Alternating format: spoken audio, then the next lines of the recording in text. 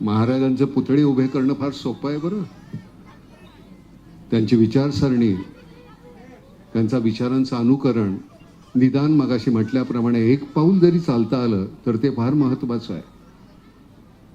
खरंच जय भवानी जय शिवाजी बोलणं फार सोपं आहे.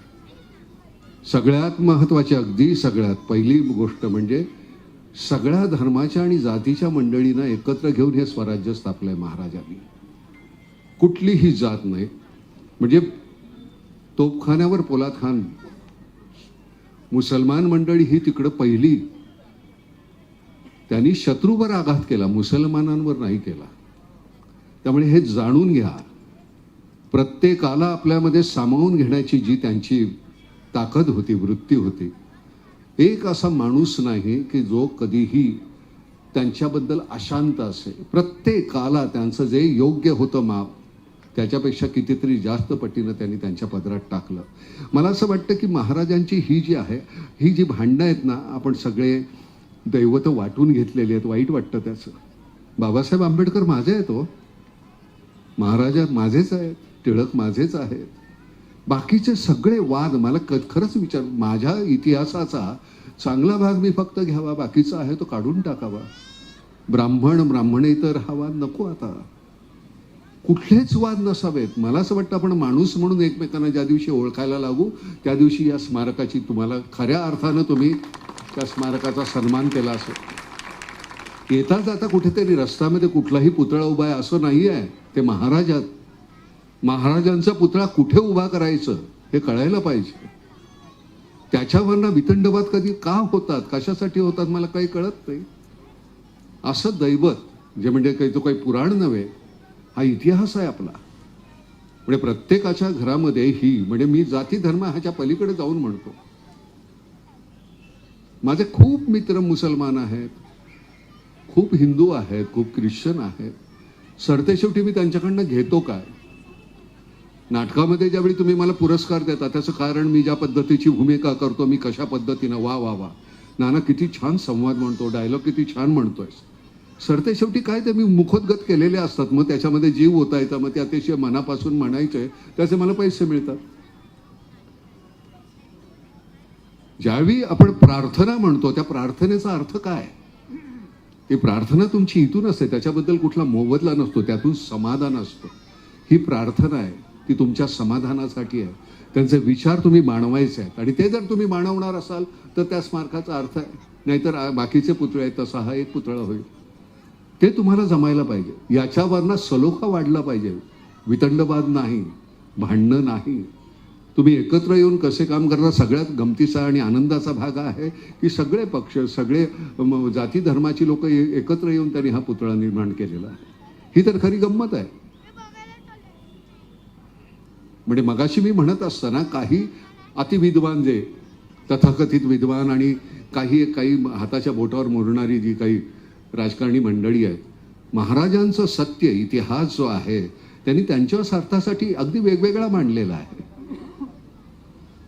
पण मला माझ्यामध्ये ती जाणीव, आपण सगळे शिक्षित लोक आहोत, आपल्याला नेमकं माहिती असायला पाहिजे आणि त्याची तुम्ही सोय करून ठेवलेली आहे खाली तिथे वाचनालयामध्ये मुलांची. याच्यापेक्षा अजून काहीतरी, कुठल्याही गोष्टीची एक सुरुवात असते. आपण आता सुरुवात केली, याच्यातून हा पुतळा ही सांकेतिक सुरुवात आहे. याच्यानंतर अजून काहीतरी होईल, अजून काहीतरी समाज उपयोगी अशी कामं आपल्याकडनंही व्हायला पाहिजे. नुसते पुतळे निर्माण करणं हे नाही. ही गर्दी ही तुमच्यासाठी कशासाठी येते, तर तुम्ही नेमकं पुढे काय करणार आहात, हा सगळ्यात महत्त्वाचा भाग आहे. आम्ही ज्यावेळी ह्यांना निवडून देतो, दादा, विरोधी पक्ष आणि सत्ताधारी पक्ष दोघांनाही आम्ही मतं दिलेली असतात. त्यामुळे तुम्हा दोन्ही सत्ताधाऱ्याची आणि विरोधी पक्षाची दोघांचीही जबाबदारी आहे. एखादी कुठली अधिक कोणी गोष्ट झाली तर आम्हाला बोलण्याचा हक्क आहे, कारण आम्ही मत दिलेलं आहे तुम्हाला. आणि ते जर तसं नसेल तर मग काय आहे, आम्हाला 5 वर्षातून एकदाच हक्क आहे का? नाही, आम्हाला रोज हक्क आहे. आमच्या हिताची गोष्ट करण्यासाठीच तुम्हाला निवडून दिलेला. सरकार कुठलंही असो, कालचं कुठलं, आजचं कुठलं, उद्याचं कुठलं, मला त्याच्याशी काही देणं घेणं नाही. आमच्या माध्यमातून आता काम करत असताना चिपळूणला शिव नदी आहे, वशिष्ठी नदी आहे, इतकं मोठं काम चाललेलं आहे. मला फक्त त्याचा डंका तुताऱ्या घेऊन वाजवत ना हलगी वाजवत मला ते योग्य वाटत नाही. मला असं वाटतं ते काम करायचं, एखादी गोष्ट करायची आणि मग विसरायची, पुढे जायचं. एखादी भूमिका केली, त्याच्याबद्दल मला पुरस्कार मिळाली, मी त्याच्यामध्ये अडकलो तर मला दुसरी भूमिका करता येत नाही. इतकी वर्ष तुम्ही निवडून येत आहे, त्याला काहीतरी कारण असेल ना, तुम्ही काहीतरी काम केलंय ना. मी काही BJPचा नव्हे, मी राष्ट्रवादीचा नव्हे, शिवसेनेचा नव्हे, काँग्रेसचा नव्हे, पण मी तुमचा आहे आणि तुम्ही आमचे आहात आणि हे तुम्हाला करायलाच पाहिजे. तुम्ही नाही कराल तर मी धरणार मग, आणि ते धरणं माझा हक्क आहे, तुझा माझा. आम्ही म्हणजे कोण? आम्ही जनता, आमचा हा नक्कीच हक्क आहे. आमच्यासाठी ह्या दैवतांची तुम्ही स्मारकं उभारता, तसंच आमच्या सोयी ज्या काय आहेत त्या सगळ्यासाठी मी त्याच्यामध्ये म्हटलं की मी मला कधीही लिहून आणणं आणि वाचणं हे मला आवडत नाही. मी कधीच वाचत नाही तसं, हे मीच माझ्याच मताचं आहे. तर मी म्हटलं होतं, सगळ्यांना सारा धर्म आणि जातींना सामावून घेण्याची महाराजांची जी शिकवण आहे ती आचरणात आणली तर समाज सुखी आणि समृद्ध होईल. इतिहासाच्या नावाखाली विकृतीचे रंग पेरू नका आमच्यामध्ये. आम्ही फार सुंदर एकमेकांशी फार प्रेमानं वागतो. काही नतद्रष्ट एवढीशी काही 2-4 असतील लोक, तो हा प्रयत्न करतात, पण बाकीची मंडळी इतकी छान आहे. आणि कुठलाही धर्म दुसऱ्या धर्माचा द्वेषावर आधारित नसावा. माझा धर्म, मी हिंदू आहे, मी जन्मलो हिंदू, मी मरणार हिंदू, पण मला सगळ्या दुसऱ्या धर्मांबद्दल आदर आहे आणि तो कायम राहणार आणि तो असायलाच पाहिजे प्रत्येकाला, प्रत्येकाच्या. तुमची आई आलीनंतर तुमच्या आईसमोर मी वागतोच हो, पण माझ्यासाठी ते दैवत आहे. कारण मग ते कुणाच्याही वडील असेल तर माझ्यामध्ये तेवढी क्षमता पाहिजे की मी लगेच वाकायलाच पाहिजे. तेवढे लवचिक आपण निश्चित असायला हवं. एरवी तुमचा कणा ताट ठेवा, पण तिथे मात्र वाकायला विसरू नका तुम्ही. महाराजांनी काय कुठल्या पद्धतीच्या गोष्टी करून ठेवलेल्या आहेत, एकदा फक्त वाचायच्या, त्याच्यानंतर मग इथे शहाणपणा शिकवायला उभा राहिलेला मी हा किती चुकीचा आहे हे तुमच्या लक्षात येतो. मी म्हणजे कोणी इथून बोलणारा. त्याच्यासाठी बाकीच्या गोष्टी म्हणजे इतिहासामध्ये फक्त अफझल खानाला मारला एवढंच इतिहास संपत नाही. इतिहास तिथून सुरू होतो. तिथे ती घटना संपल्यानंतर मग ज्या पद्धतीनं कसली मोळी बांधलेली आहे स्वराज्यासाठी, एकट्या दुकट्याचं काम नाही आहे हे, आणि हे तेव्हा जाणलेलं आहे त्यांनी. राजकारणामध्ये सरतेशेवटी तेच आहे की तुम्ही कशी ती मोळी बांधताय, कशा लोकांना तुम्ही आपलेसे करताय. हे काम एकट्याला जमणार होतं का तुला? कुठे आहे प्रल्हाद? जमलं असतं का एकट्याला? सगळ्यांनी मिळून ज्यावेळी तुम्ही एकत्र आला, कुठला पक्ष काय जात वीत धर्म आपल्याला माहिती नाही, आपण करायचं, संपलं. इथली माणसं माझी आहेत, त्यांच्या सोयी, त्यांची शिकवण, त्यांच्या गरजा ह्या मी पाहायच्या. आम्हाला सोपं जातो नट म्हणून काय मला फटकन मी अगदी छानपैकी तुम्हाला. आमचं कसं असतं बघा, जितेंद्रिया धर्मपरहा स्वाध्याय निरतः शुची काम क्रोध वश यस्य तम देवो ब्राह्मणम विदु. हे पाठ केलेलं आहे. तुम्हाला वाटतो वा काय नाना संस्कृत बोलतो. संस्कृत नाही, पाठांतर, त्याचे पैसे मिळतात, पोट भरतं त्यांनी माझं. अल्लाह ला इला इल्ला हय्युल कय्यूम लाता खुजसेन तू वला यम्मुल्लाहु ही आयतल कुर्सी आहे. बिस्मिल्लाहिर रहमानिर रहीम अलहम्दुलिल्लाहि रब्बिल आलमीन अर्रहमानिर रहीम मालिके यौमिद्दीन इय्याका नअबुदु व इय्याका नस्तईन इहदिनस सिरातल मुस्तकीम सिरातल लजीना अनअमता अलैहिम गैरिल मगदूबि अलैहिम वलद्दालिन आमीन. सोपं आहे हो पाठ करायचं, पण हे तसंच आहे ना. ओम भूर्भुवस्वः, तुमचे आरोह अवरोह तसेच आहेत सगळे. बिस्मिल्लाहिर रहमानिर रहीम सगळे आरोह. त्या आतली कुठेतरी एक शुद्धीकरण आहे त्यातलं. ज्या दिवशी आपण एकमेकाला तितक्या प्रेमानं मिठी मारू ना, सगळी किलमिश अशी दूर होतील. फक्त ते एवढीशी ती जागा आहे, तेवढं जवळ येणं फार गरजेचं, आणि ते येणार तुम्ही. सरते शेवटी अगदी सगळं सांगायचं झालं तर सोयी आपली दैवत, पण त्याच्या पलीकडचं एक बेसिक जे आहे ते इकॉनॉमिक्स. ते इकॉनॉमिक्स आपल्याला विसरून चालणार आहे. प्रत्येकाला ज्यावेळी 2 वेळचं अन्न, छप्पर हे ज्या दिवशी मिळेल आणि कपडा, त्या दिवशी तुम्ही विचार करायला लागाल. विचार करायला लागल्यानंतर नेमकं कुणाला मत द्यायचं हे तुम्हाला कळेल. कदाचित तुम्हाला तिथून तुम्हाला मिळावं की न मिळावं नाही तर तुम्ही विचार करायला लागाल. तर त्यामुळे गोंधळ तिथे आहे. मला माझ्याकडे मी कधीही कुठल्याही प्रकारचा दागिना अंगावर घालू नये असं का वाटतं? कारण मी तुमच्यातला एक आहे. तुम्हाला माझा दुस्वास वाटता कामा नये. तुमच्यापेक्षा सुग्रास मी जेवू नये. त्याचं कारण मला नेमकी त्या दिवशी आमच्या इथे आता दगडाचं घर बांधतात बरं. तर ते दगड त्या मोठ्या याच्यातून उतरत होते. आता तो दगड मी म्हटलं अरे लवकर उतर की. तो म्हटलं थोडं जड आहे. म्हणून मी गेलो, सुंबळ ठेवली आणि दगड डोक्यावर 42 किलोचा दगड होता. माझ्या मुस्काटीत मारून घ्यावीशी वाटली मला. मी का त्याला बोललो लवकर कर म्हणून. 500 रुपये दिवसाचे त्याचे. 8 तास मरमर मारणारा सतत डोक्यावरनं तो ते दगड वाहत होता. आपण ज्यावेळी तिथे जातो तो करतो ती उचलतो तो त्यावेळी मला कळलं की त्याची वेदना किती आहे आणि 500 रुपये त्याला देतो मी ते किती कमी आहे. मला असं वाटतं त्या भूमिकेतून गेल्यानंतर हे सगळं सोपं जातं. निवडून देतो म्हणजे काय 5 वर्ष तुम्ही माझे सगळ्या गोष्टी करायलाच पाहिजे. तुमचे कपडे मळलेले पाहिजेत. तुमच्या कपड्याला परीड घडी नसावी. तुमच्या कपड्याला घाण वास यायला पाहिजे घामाचा. सकाळपासून गेले संध्याकाळपर्यंत उपाशी पोटी कोणी काय हातावर एक भाकर तुकडा ठेवल्यानंतर तो गिळायची सवय पाहिजे. कारण मुळामध्ये तुम्हाला गुळखोबरं दिलं होतं का आम्ही निवडणुकीला उभे राहा. तुम्ही निवडून आलात म्हणजे आता ही आमची गरज आहे. आम्ही दिलंय तुम्हाला निवडून, आता करा हे. त्यामुळे तुम्हाला एकदा निवडून आल्यानंतर तुमची जबाबदारी. तुम्ही फकीर असायला पाहिजे हो. तुम्ही सगळ्यांनी फकीर असायला पाहिजे. आम्ही जे झोळीत टाकू ते खायचं. ज्यावेळेला तुमची ती पायपीट असायला पाहिजे. आणि त्या पायपिटीतून दादा त्यातून एक दिवस स्वतःला तुला तू गवसशील खऱ्या अर्थानं. खरा तर हा यज्ञ आहे तुमचा. तुम्ही ह्या राजकारणात पडलात म्हणजे आजची तुमची प्रॉपर्टी किती आणि उद्या किती आणि परवा किती ह्या नाही. आणि 7-12वर आपल्या जमिनी नाही, माणसं वाढली पाहिजे तर ती गंमत आहे. जमिनी इथेच राहतात. जमिनी तेवढ्याच आहे. त्याच्यावरची नावं बदलत राहतात. त्या कोणी कुठे काय नाही. शेवटी आमची तिथंच माती होणार.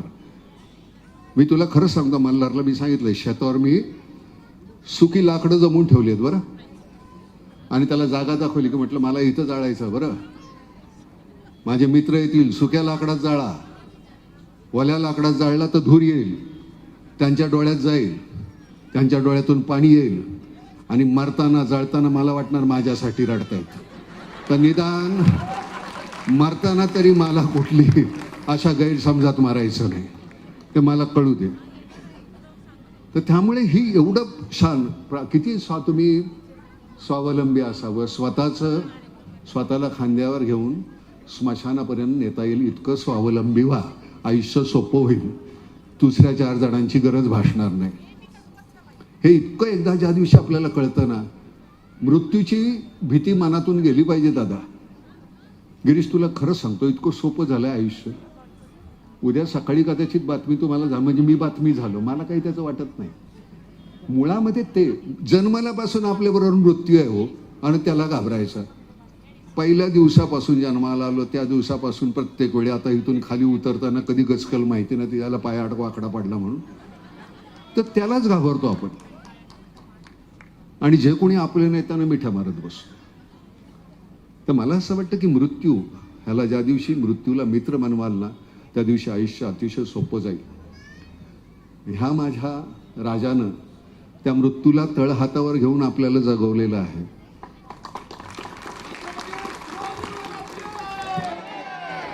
त्या राजाचा सन्मान जर ठेवायचा असेल तर ती वृत्ती बाणवा. मृत्यू असा एका हातामध्ये आणि एका हातामध्ये लोकांवर प्रेम करण्याची वृत्ती. त्यांचं भविष्य याचा जर विचार करणार असाल तर राजकारणात या. नाही तर तुम्ही न आलेलेच बरे. कळलं की नाही दादा. मी याच्यानंतर मी खूप बोलत राहील. मला तू अतिशय तुझ्याबद्दल आदर आहे. मी तसं त्या अजितबद्दल म्हणतो तसं मी तुझ्याबद्दलही सांगतो. गिरीश तुझ्याबद्दल सांगतो. राजकारणातली खूपशी मंडळी अशी आहे. शरदराव मला अगदी माझे हिरो होते. मला सगळ्यांबद्दल अतिशय आदर आहे. मुद्दा काय होतो म्हणजे मी एकदा मध्यंतरी मत मांडलं होतं की पक्ष बदलून दुसऱ्या पक्षात आलेल्या माणसाला 5 वर्ष तुम्ही कुठलंही पद देऊ नका. एकही माणूस पक्ष बदलणार नाही. या पक्षातून त्या पक्षात, त्या पक्षातून त्या पक्षात उडी मारणारे आहेत ना, त्यांना तुम्ही 5 वर्ष तुम्हाला पद नाही, तुम्हाला निवडणूक लढवता येणार नाही असं नुसतं सांगा. एक माणूस पक्ष बदलतोय का बघा. पण आमच्याकडे ते नियमच नाही आहेत. हे असे नियम जोपर्यंत होत नाहीत, दरवर्षी मी निवडणुकीत निवडून आलो, आमदार झालो, मंत्री झाल्यानंतर पुढच्या वर्षी चौकशी व्हायला पाहिजे. माझ्या नावावर पैसे किती ते दिसायलाच पाहिजे. माझं वजन काल एकदम निवडणूक येण्याच्या आधी 50 किलो होतं, निवडून आल्यानंतर एकदम वर्षात 150 किलो झालं, तर का झालं हा प्रश्न आम्ही विचारायला पाहिजे. ते ज्या दिवशी आम्हाला जमेल. माझ्या नशिबानं ही मंडळी तशा नाही. दादाचं वजन पहिल्यापासूनच असं आहे, गिरीशकडे बघताच आहे तुम्ही. तर त्यामुळे ही मंडळी जी आहेत, मी खरं सांगतो यांच्या प्रेमापोटी, आणि हे तर माझं दैवत आहे. पण मी आता भोर होऊन इथे यायचं, मी म्हटलं गिरीश नाही आलो चालेल का. नाना अरे म्हटलं आलो. कारण ह्यांना कसं नाही म्हणायचं, ही खरंच जीवाची माणसं आहे. दादा घरी आल्यानंतर दादा एवढंच आहे जेवायला, मग काय आहे ते, दादा ते असं बसेल तो खाईल. ही फार आपल्यातली माणसं आहेत. सगळ्याच पक्षामध्ये आपल्यातली खूप माणसं आहेत. ही सगळी एकत्र आली तर किती मजा येईल रे दादा. तुम्ही वेगवेगळ्या पक्षातली चांगली माणसं एकत्र आहे आणि एक वेगळा पक्ष मांडा, आमचं लय भलं होईल. खरं चालेल. काय द्यायचं दादा सांगा आम्हाला. मतासारखं आमचं जे अस्तित्व तुम्हाला दिलेलं आहे, याच्या पलीकडे आम्ही तुम्हाला काय देणार. फक्त एकच आहे, आम्हाला कुठल्याही गोष्टीची तुमच्यापुढे याचना करावी लागू नये याची काळजी घ्या तुम्ही. कारण सरते शेवटी या आमच्यावर तुमचं सगळं अवलंबून आहे. त्यामुळे तेवढी हात जोडून विनंती, खरं तर हात जोडायची इच्छा नव्हती पण तरी सुद्धा करतो, की हात जोडून विनंती की तुमच्याबद्दल आमच्या मनामध्ये कुठलीही अशी क्षिती येता कामा नये. निवडून दिल्यानंतर आमचं काही चुकलं का असं कुठे मनामध्ये येता कामा नये. तुमच्याबद्दल म्हणजे तुमच्याबद्दल नाही मी म्हणत, सगळे सरसकट. तुम्ही मला इथे खरं सांगतो बोलायला, मी आता खूप वेळ बोलत राहील, मला खूप काहीतरी सुचत राहतं, पण तरी सुद्धा त्या वेळेचं भान ठेवूया. सगळ्यांना जायचं आहे, तुम्ही खूप वेळ थांबलेले आहात, तर त्यामुळे मी इथे आता आवर्त घेतो. नाहीतर दादा तिरक्यात शिरलो का नाही मग इतकं काय काय होतंय का नाही. आता आपणच आपली जीभ कापली. असो, पुन्हा भेटू आपण. मला मी नट म्हणून सोडा, नट म्हणून आहेच. जे काय आहे त्यातून मिळणारे पैसे आहेत, आता ते सुद्धा पैसे मला इथे चांगल्या कामासाठी वापरता येतात. आपल्या गरजा संपलेल्या आहेत. मुलगा जो आहे त्याच्या फार गरजा नाहीत. माझी नामची जी मंडळी आहेत, गणेश आहे, राजू आहे, सगळीच मंडळी, आता कोणाची नावं घ्यायची, सगळीच मंडळी इतकं अप्रतिम काम करतायत. कधीतरी या तुम्ही ऑफिसला आणि कधीतरी तुम्ही नामच्या वेबसाईटवर जाऊन बघा. प्रत्येकाने आपल्याला जमेल तेवढं जर केलं ना तर आपला समाज सुखी होईल. तेवढी एक विनंती करतो आणि थांबतो. धन्यवाद.